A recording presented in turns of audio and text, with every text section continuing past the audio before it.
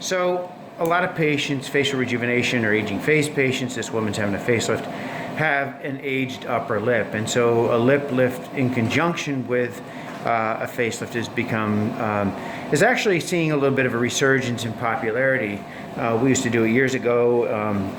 It's a great procedure, and it's amazing because this incision gets hidden extremely well.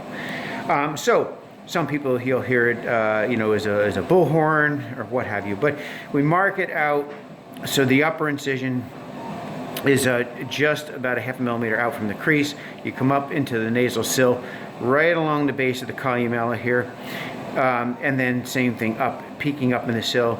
Now, this area here, the lowest point, the highest point here in the nasal sill, here, columella, nasal sill, and here, should line up. And some people say a 1-to-1, so how much you want to move this up.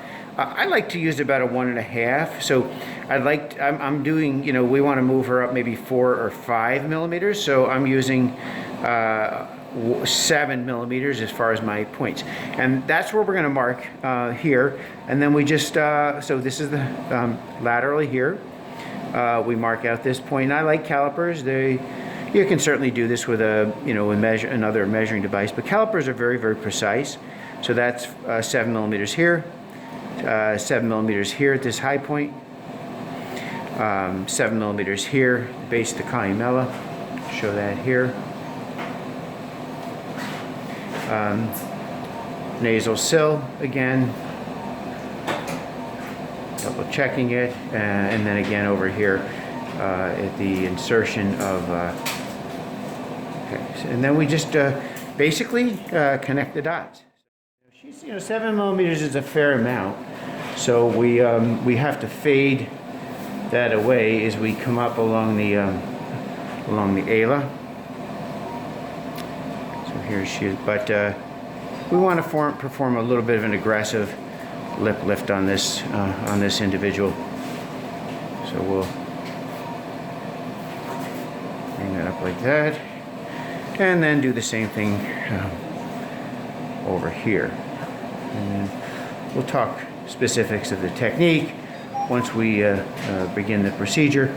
You can do this. There's no ideal sequence, but we're going to do it actually after we do our facelift. So we'll go ahead and film that. Make this a little wider here. Yeah, here. And that's about it. The key is that these distances are all precisely 7 millimeters, and that's it. So we've marked this out, and now what we do is just go ahead and Cindy will have 2 fingers here, and you know, make our incisions.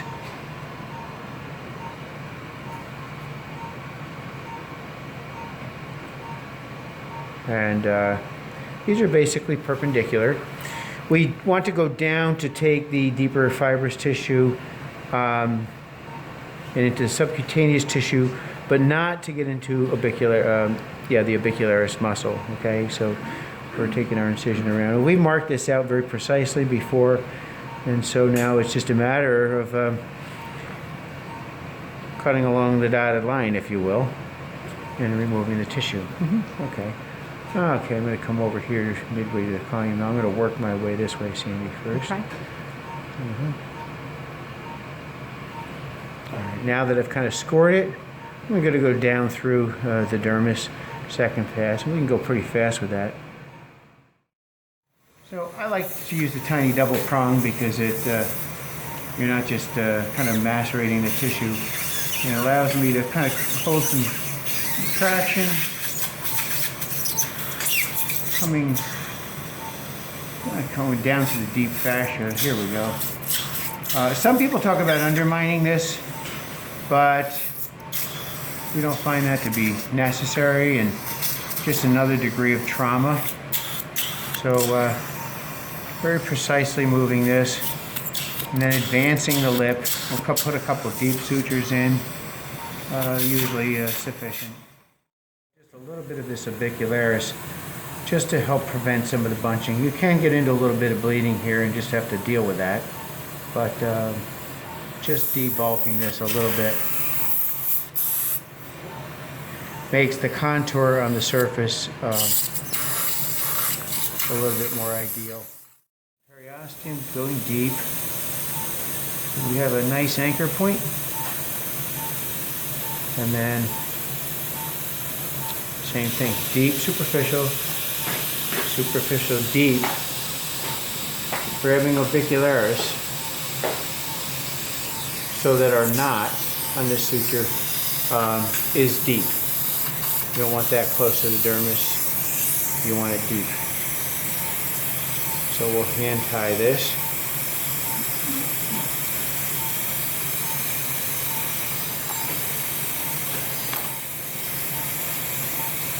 And the surgeon's knot.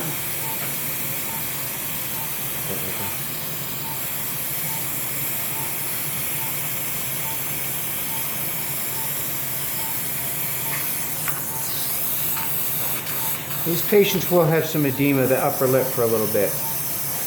And it will relax as well, a little bit.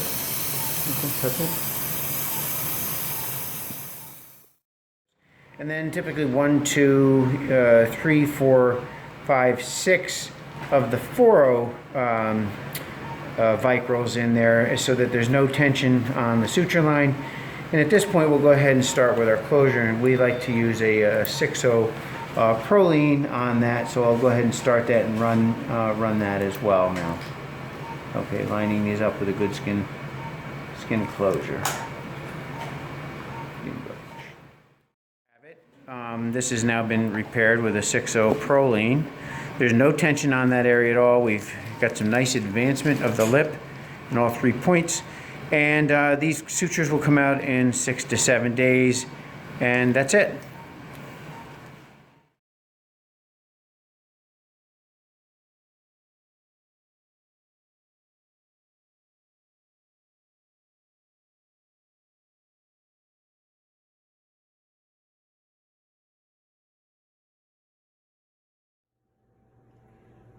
My name is Kathy.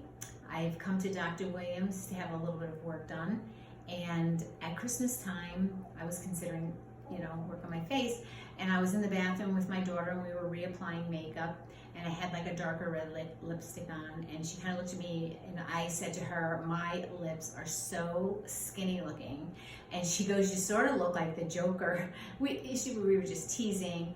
But after that, she said, did your lips always look that thin? And I was like, no.